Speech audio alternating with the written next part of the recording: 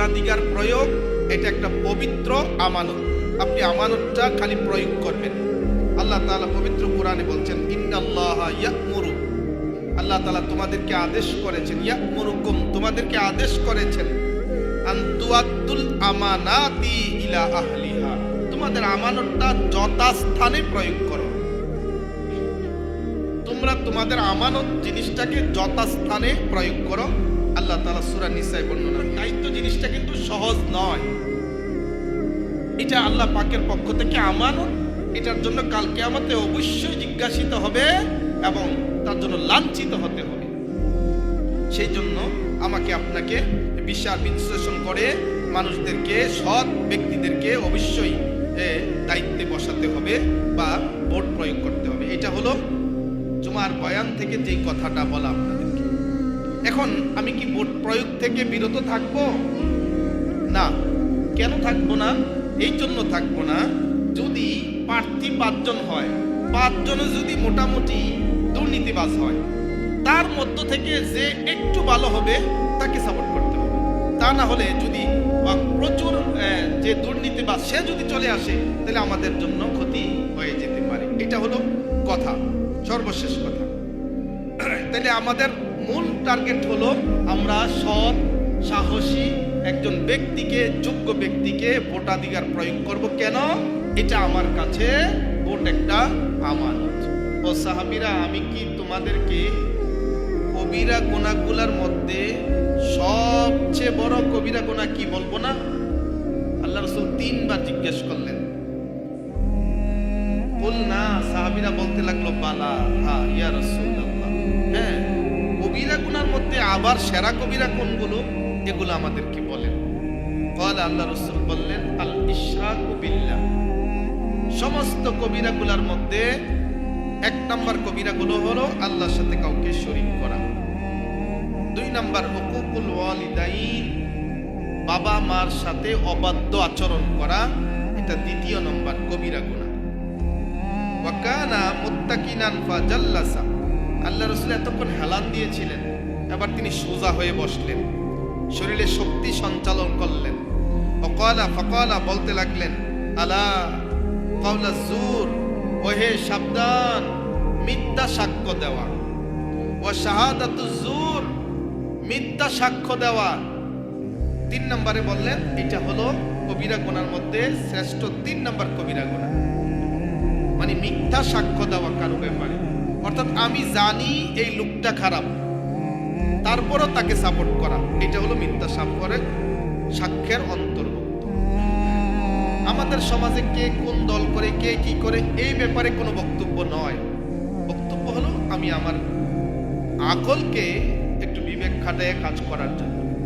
আল্লাহ রাসূল বলেছেন যে ফাকালা আলা ওয়াকালা ওয়াকালা ওয়াকাউলুজ জুর, মিথ্যা কথা বলা, শাহাদাতাজ জুর, মিথ্যা সাক্ষী দেওয়া, এটা হলো কবিরা গুনার মধ্যে অন্যতম কবিরা গুনাহ। এটা সহিহ বুখারীর হাদিস।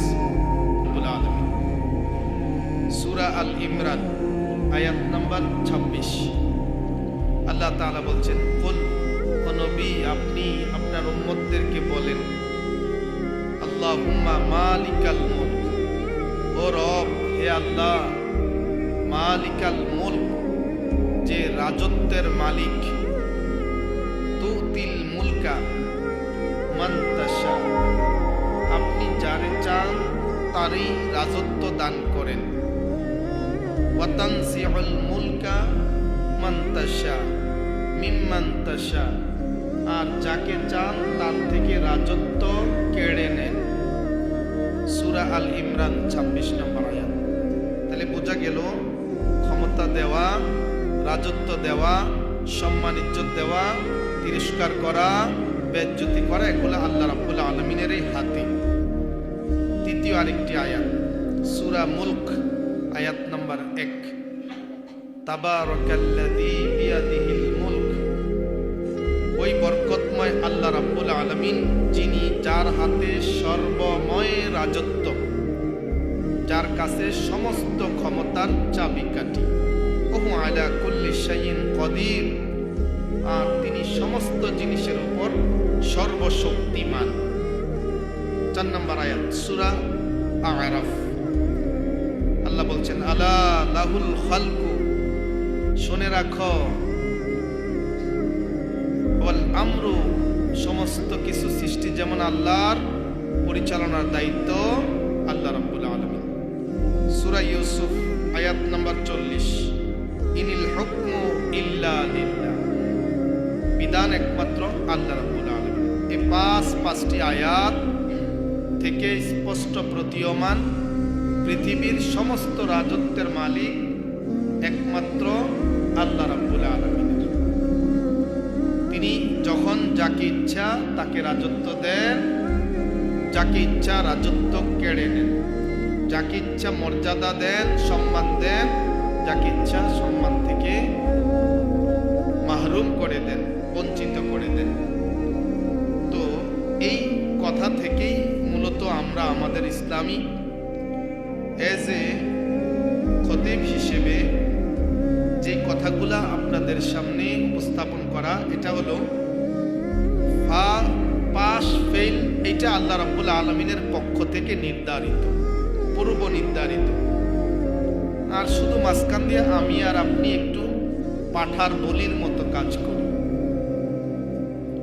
সংসদ সদস্য অমুক উপজেলার, দ্বন্দ্ব সমস্ত আমার ঘরে আর আপনার ঘরে, আমার পাড়ায় আপনার পাড়ায় দ্বন্দ্ব। কিন্তু নেতা অনেক দূর দূরান্ত থেকেই তারা তাদের ভালোটুকু বা খারাপটুকু তারা গ্রহণ করে থাকে। সেই জন্য আমাদের কিছু করণীয়, মহল্লার সম্মানার্থে, ব্যক্তির শৃঙ্খলা রক্ষার্থে, পারিবারিক শৃঙ্খলা রক্ষার্থে আমাদের কিছু করণীয় রয়েছে। তো আমরা দেখতে পাই যে বর্তমান নয়, বরং আল্লাহর হাবিব সাল্লাল্লাহু আলাইহি ওয়াসাল্লাম পৃথিবী থেকে চলে যাওয়ার পরে সমস্ত বিজ্ঞ সাহাবীরা বসে ওই জামানার মধ্যে যে সর্বশ্রেষ্ঠ ব্যক্তি, জ্ঞানের দিক দিয়ে, বয়সের দিক দিয়ে, ইলমের দিক দিয়ে, সব দিক দিয়ে যে একেবারে উপযুক্ত ছিলেন, তারাই হযরতে আবু বকর সিদ্দিক রাদিয়াল্লাহু আনহুকে খেলাফতের দায়িত্ব দিয়েছিলেন। তিনি দুনিয়া থেকে ইন্তিকাল করার পরে দ্বিতীয় খলিফা আবু বকরের পর ওমর রাদিয়াল্লাহু তাআলা আনহু সাহাবীদের পরামর্শেই তিনি খেলাফত লাভ করেছেন। তারপরে তৃতীয় খলিফা হযরতে উসমান রাদিয়াল্লাহু আনহু, চতুর্থ খলিফা আলী রাদিয়াল্লাহু আনহু। এভাবে করে ওই জামানার মধ্যে সবচেয়ে বিজ্ঞ যাকে মানুষ মনে করেছে তাকেই খেলাফতের আসনে সমীচীন করেছিল। এটা ছিল তখনকার ইসলামী হিস্ট্রি কালচার, যার চলমান ধারা এখনো আছে। যদিও আমাদের বিভিন্ন ইসলামী কান্ট্রিতে রাজতন্ত্র তারা রয়েছে, এখানের মধ্যে সে কি সবচেয়ে উপযুক্ত কিনা, ইসলামের দিক দিয়ে সে সবচেয়ে বেস্ট কিনা, এটা আর তোয়াক্কা করা হয় না। এটা তখন পারিবারিক তন্ত্র হয়ে গেছে সৌদি আরবে, যার কারণে যে মদের লাইসেন্স দেয় বা মদের বৈধতা দেয়, নাইট ক্লাবের বৈধতা দেয়, সেও সৌদি আরবের রাজা হিসেবে বর্তমানে থাকে। সেই হিসেবে ওইটার আর তোয়াক্কা করা হয় না। তো আমাদেরও এমন ছোঁয়া বাংলাদেশে আছে, কিছু আছে, আবার কিছু পরিবর্তনও হয়েছে। এখন আমার আপনার দায়িত্ব কি, কর্তব্য কি? তো একজন খতিব হিসেবে কোরআন এবং হাদিস থেকে 2-4টা কথা আপনাদেরকে জানানো প্রয়োজন। মুফতি মুহাম্মদ শফি রহিমাহুল্লাহ তাআলা তিনি তার কিতাবের মধ্যে ইসলামের দৃষ্টিতে ভোট দেওয়ার ব্যাপারে 3টি দায়িত্ব নিয়ে কাজ করার কথা বলেছেন। একটা ব্যক্তি তিনি যে ভোট দিবেন, ভোট দেওয়ার পূর্বে তাকে 3টা অথরিটি, দায়িত্ব তাকে নিতে হবে। 1 নাম্বার, সে যে ভোটটা দিল, যাকেই মানে যে কোনো ব্যক্তিকে হোক, যে কোনো প্রার্থীকে হোক, ভোট দিবে, ভোট দেওয়ার দায়িত্ব 3টা নিতে হবে। 1, তার ব্যাপারে সাক্ষী দেওয়া, মানে ভোট দেওয়া মানে তার ব্যাপারে আমি সাক্ষী দিলাম। 2 নাম্বার, তার ব্যাপারে সুপারিশ বলা। 3 নাম্বার, সে যে প্রতিনিধি হবে, উপজেলা বা জেলার প্রতিনিধি হবে, তার অথরিটি প্রদান করা। এই 3টি দায়িত্ব নিয়েই কাজ করতে হবে। প্রথম কথা হলো, আপনি ভোটাধিকার প্রয়োগ, এটা যাদের ভোট হয়েছে তারাই তো ভোট দিবে। তো যাদের ভোট হয়েছে ন্যূনতমে 18 বছর, ন্যূনতমে বাংলাদেশের, তারপরে ভোটাধিকার প্রয়োগ হয় যদি ভোট হয়ে থাকে। সেই ক্ষেত্রে আমাকে এই জিনিসটা খুঁজতে হবে, বুঝতে হবে যে আমি তার ব্যাপারে একটি সাক্ষী প্রদান করছি। কারণ আল্লাহ রাব্বুল আলামিন হাবিব এই ব্যাপারে একটি হাদিস এসেছে। আল্লাহ রাসূল সাল্লাল্লাহু আলাইহি ওয়াসাল্লাম বলেন, হযরতে আবু বকর সিদ্দিক রাদিয়াল্লাহু তাআলা বর্ণিত, তিনি বলেন, একবার আল্লাহর রাসূল সাল্লাল্লাহু আলাইহি সাল্লাম এক জায়গায় হেলান দিয়ে তিনি বসা ছিলেন, কোন একটা জায়গায় হেলান দিয়ে বসা ছিলেন। তিনি 3 বার সাহাবীদেরকে একটা প্রশ্ন করলেন, কি আলা উনাব্বিউকুম বিআকবারিল কাবাইর, ও সাহাবীরা, আমি কি তোমাদেরকে কবিরা গুনাহগুলোর মধ্যে সবচেয়ে বড় কবিরা গুনাহ কি বলবো না? আল্লাহ রাসূল 3 বার জিজ্ঞেস করলেন। বলনা, সাহাবীরা বলতে লাগলো, বালা, হ্যাঁ ইয়া রাসূলুল্লাহ, হ্যাঁ, কবিরা গুনার মধ্যে আবার সেরা কবিরা কোনগুলো, এগুলো আমাদেরকে বলেন। ক্বাল, আল্লাহ রাসূল বললেন, আল ইশরাকু বিল্লাহ, সমস্ত কবিরা গুলার মধ্যে 1 নম্বর কবিরা গুলো হলো আল্লাহর সাথে কাউকে শরীক করা। 2 নম্বর হুকুকুল ওয়ালিদাইন, বাবা মার সাথে অবাধ্য আচরণ করা, এটা 2য় নম্বর কবিরা গুনাহ। ওয়া কানা মুত্তাকিনান ফাজাল্লাসা, আল্লাহ রাসূল এতক্ষণ হেলান দিয়েছিলেন, এবার তিনি সোজা হয়ে বসলেন, শরীরে শক্তি সঞ্চালন করলেন। ফাকালা, বলতে লাগলেন, আলা কাউলা জুর, ওহে সাবধান, মিথ্যা সাক্ষ্য দেওয়া, ওয়া শাহাদাতু জুর, মিথ্যা সাক্ষ্য দেওয়া। 3 নম্বরে বললেন, এটা হলো কবিরা গুনার মধ্যে শ্রেষ্ঠ 3 নম্বর কবিরা গুনাহ, মানে মিথ্যা সাক্ষ্য দেওয়া কারো ব্যাপারে। অর্থাৎ আমি জানি এই লোকটা খারাপ, তারপরও তাকে সাপোর্ট করা, এটা হলো মিথ্যা সাক্ষ্যের অন্তর্ভুক্ত। আমাদের সমাজে কে কোন দল করে, কে কি করে, এই ব্যাপারে কোনো বক্তব্য নয়।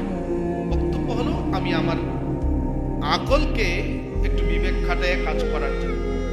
আল্লাহ রাসূল বলেছেন যে ফাকালা আলা ওয়াকালা ওয়া কাউলুজ জুর, মিথ্যা কথা বলা, শাহাদাতাজ জুর, মিথ্যা সাক্ষী দেওয়া, এটা হলো কবিরা গুনার মধ্যে অন্যতম কবিরা গুনাহ। এটা সহিহ বুখারীর হাদিস। দ্বিতীয় একটি সুনানে তিরমিজিতে এসেছে, ইয়া আইয়ুহান নাস, হে মানুষেরা, আদালত শাহাদাতাজ জুর ইশরাকান বিল্লাহ, কেউ যদি কোনো ব্যক্তির নামে মিথ্যা সাক্ষ্য দেয়, সে শিরকের সমান অপরাধী, সে শিরক করলো মিথ্যা সাক্ষ্যের ব্যাপারে। তো এই ব্যাপারে আপনি আপনার প্রার্থী চয়েস করতেই পারেন, আপনার দৃষ্টিতে ভালোই হতে পারে। সেই ক্ষেত্রে আপনি এই লায়াবিলিটি নিতে হবে, দায়িত্ব নিতে হবে যে তার ব্যাপারে আমি সাক্ষ্য দিচ্ছি। 2 নম্বর, প্রতিনিধি নিয়োগ, যাকে আমি ভোটটা প্রয়োগ করব। আমি একজন নাগরিক হিসেবে প্রতিনিধি তৈরি করতে, একজন প্রতিনিধি তৈরি করার ব্যাপারে হযরত ওমর রাদিয়াল্লাহু তাআলা আনহু তার একটা বক্তব্য এসেছে,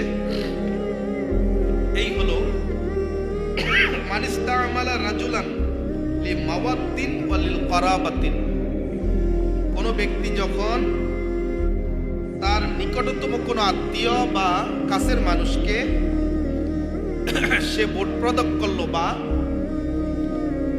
কোনো ক্ষমতার আসনে আসীন করলো,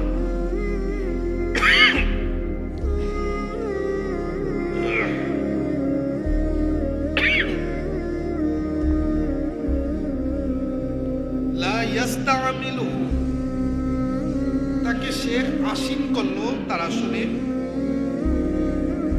ইল্লা লিযালিকা কাদ খানা আল্লাহ ওয়া রাসূলুহু, দুইটা কথা, একটা হলো নিকটতম আত্মীয় আর একটা হলো স্বজন প্রীতি করতে গিয়ে একটা লোককে এমন দায়িত্ব দেওয়া হলো যেটা সে তার উপযুক্ত না। আল্লাহ রাসূল বলেন, ওমর রাদিয়াল্লাহু বলেন, ওয়াকাদ খানাল্লাহু ওয়া রাসূলুহু, সে যেন তার আল্লাহ এবং তার রাসূলের সাথে খিয়ানত করল। এই জন্য চোখ বন্ধ করে কোনো ব্যক্তির তাবেদারি করা একটা আকলবান মানুষের কাজ নয়। ভালো মন্দ আমি আপনি জানি, কারণ বিবেক দিয়েছেন আল্লাহ রাব্বুল আলামিন। ওয়াল মুমিন, এবং মুমিনের সাথে সে খেয়ানত করল, এটা ওমর রাদিয়াল্লাহু তাআলা আনহুর বক্তব্য। তাহলে প্রতিনিধি নিয়োগের ক্ষেত্রে আমাকে স্বজন প্রীতি, কাছের লোক, আত্মীয় স্বজন এগুলো প্রায়োরিটি নয়, প্রায়োরিটি যোগ্যতা। 3 নাম্বার, তাকে আমি ভোটটা দেব মানে তার ব্যাপারে সুপারিশ করব। এই ব্যাপারে আল্লাহ রাব্বুল আলামিন পবিত্র কোরআনের সূরা নিসার মধ্যে বলছেন, মাইয়াশফা শাফাআতান হাসানাতান, কেউ যদি কোনো ভালো কাজের সুপারিশ করে, কেউ যদি কোনো ভালো কাজের সুপারিশ করে, ইয়াকুন লাহু নাসিবুন, যার কারণে সুপারিশ করেছে সে যতদিন ওই মসনদে আসন থাকবে, সে তার যত ভালো কাজ করবে একটা সাপোর্ট তার সমান সওয়াব সে সাপোর্ট দেওয়ার কারণে হবে। এটা আল্লাহ পাকের পবিত্র কোরআন সূরা নিসার বক্তব্য। ওয়া মান ইয়াশফা শাফাআতান সাইয়্যাতান, কোন ব্যক্তি যদি একটা অন্যায়ের কাজের সাপোর্ট দান করে, সুপারিশ করে, ইয়াকুন লাহু কিফলুন মিনহা, সে ওই পদে থেকে যতদিন খারাপ কাজ করবে ততদিন যে সাপোর্ট দিয়েছে, সুপারিশ করেছে, ততদিন তারও সমান গুনাহ লিপ্ত হবে। ওয়াকানাল্লাহু আলা কুল্লি শাইইন মুকিতা। আমি শুধু কোরআনের আয়াতগুলো বলছি, হাদিসের রেফারেন্সের কথা বলছি। 4 নম্বর কাজ, এটা আপনার একটা পবিত্র আমানত। ভোটাধিকার প্রয়োগ এটা একটা পবিত্র আমানত। আপনি আমানতটা খালি প্রয়োগ করবেন।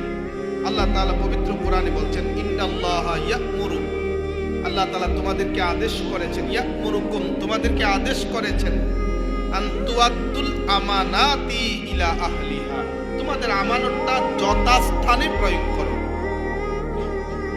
তোমরা তোমাদের আমানত জিনিসটাকে যথাস্থানে প্রয়োগ করো, আল্লাহ তাআলা সূরা নিসায় বর্ণনা দিয়েছেন।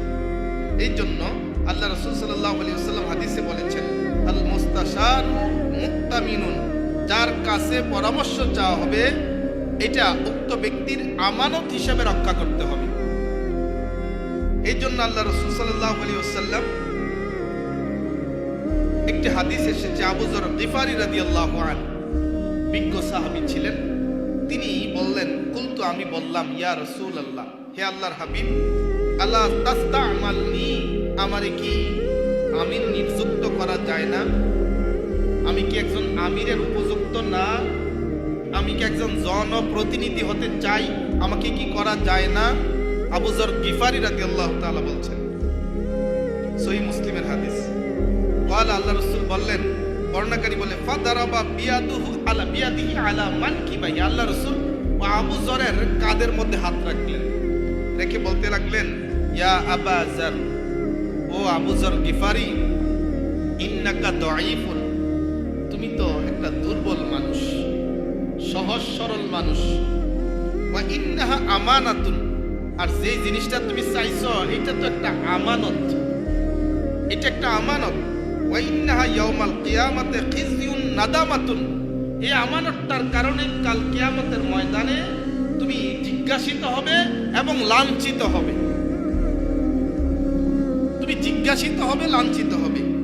ইল্লা মান আহযাহা বিহাক্কি, তবে যারা এই পথটা বহন করতে পারে এটা তাদের জন্য। এই জন্য ওমর রাদিয়াল্লাহু তাআলা আনহু তার শাসন আমলে ওনারা কোনো দায়িত্ব চেয়ে নেন নাই, ওনাদেরকে দেওয়া হয়েছিল। উনি রাত্রে ঘুরে ঘুরে দেখতেন, কোনো মানুষ যদি একটা পশু পাখিও আমার রাজত্বে কষ্ট পায়, কিয়ামতের ময়দানে আমাকে জবাব দিতে হবে। তিনি রাত্রে গিয়ে দেখলেন এক মা চুলাতে পাথর সে ফুটাচ্ছে আর বাচ্চাদেরকে প্রলোভন দেখাচ্ছে রান্না হচ্ছে, তোমরা দ্রুত খেতে পারবে। কান্নাকাটি করে বাচ্চারা ঘুমিয়ে গিয়েছে, তাকে মিথ্যা আশ্বাস দিচ্ছে। ওমর রাদিয়াল্লাহু তাআলা কাছে গেলেন গভীর রাত্রে, জিজ্ঞেস করলেন, মা এমনটা করলেন কেন? আমার কাছে করে কিছুই নেই, এমন একজন রাজত্বে এসেছি যে আমাদের কোনো খবরই নিচ্ছে না। ওমরের রাজত্বে এসেছি, কোনো খবর নিচ্ছে না। ওমর রাদিয়াল্লাহু তাআলা জিজ্ঞেস করলেন, তাইলে তোমাকে কি কোনো দায়িত্ব তোমার থেকে কোনো কিছু বাইতুল মাল থেকে দেওয়া হয় না? কয় না, কোনো কিছু দেওয়া হয়নি। তখন ওমর রাদিয়াল্লাহু তাআলা দৌড়াইয়া নিজে গেলেন বাইতুল মালের কাছে, গিয়ে ওখানে দায়িত্বপ্রাপ্ত যে সাহাবী ছিল তাকে বললেন, আটার বস্তা আমার কাঁধে দাও। বললেন, আমি নেওয়ার ব্যবস্থা করি না, এটা আমার দায়িত্ব পালন হবে না, আমার কাঁধে দাও। তিনি বহন করলেন, ওই তাঁবুতে গেলেন, বাচ্চাগুলা উঠালেন, এই যে রান্না করে রুটি সেক দিয়ে খাওয়ালেন। খাওয়ানোর পরে মা অভিব্যক্তি করতে লাগলেন, তোমার মতো যুবক, তোমার মতো যদি ওমরের শাসনটা হতো তাইলে মানুষরা কতই না উত্তম থাকতো। সুবহানাল্লাহ। এই মুহূর্তে ওমর রাদিয়াল্লাহু বললেন, মা আপনি যার কথা বলছেন আমি সেই পাপী, আমি সেই আপনাদের দায়িত্বশীল ওমর। আপনি যদি ক্ষমা না করেন, কাল কিয়ামতের ময়দানে আপনার মামলায় আমি অ্যারেস্ট হয়ে যাব। সুবহানাল্লাহ। তিনি দায়িত্বভার অর্জন করেছেন। সুতরাং দায়িত্ব জিনিসটা কিন্তু সহজ নয়, এটা আল্লাহ পাকের পক্ষ থেকে আমানত। এটার জন্য কাল কিয়ামতে অবশ্যই জিজ্ঞাসিত হবে এবং তার জন্য লাঞ্ছিত হতে হবে। সেই জন্য আমাকে আপনাকে বিচার বিশ্লেষণ করে মানুষদেরকে, সৎ ব্যক্তিদেরকে অবশ্যই দায়িত্বে বসাতে হবে বা ভোট প্রয়োগ করতে হবে। এটা হলো জুমার বয়ান থেকে যেই কথাটা বলা আপনাদেরকে। এখন আমি কি ভোট প্রয়োগ থেকে বিরত থাকবো? না। কেন থাকবো না? এই জন্য থাকবো না, যদি প্রার্থী 5 জন হয়, 5 জনে যদি মোটামুটি দুর্নীতিবাজ হয়, তার মধ্য থেকে যে একটু ভালো হবে তাকে সাপোর্ট করতে হবে। তা না হলে যদি প্রচুর যে দুর্নীতিবাজ সে যদি চলে আসে, তাহলে আমাদের জন্য ক্ষতি হয়ে যেতে পারে। এটা হলো কথা, সর্বশেষ কথা। তাহলে আমাদের মূল টার্গেট হলো আমরা সৎ, সাহসী একজন ব্যক্তিকে, যোগ্য ব্যক্তিকে ভোটাধিকার প্রয়োগ করব। কেন? এটা আমার কাছে ভোট একটা আমানত।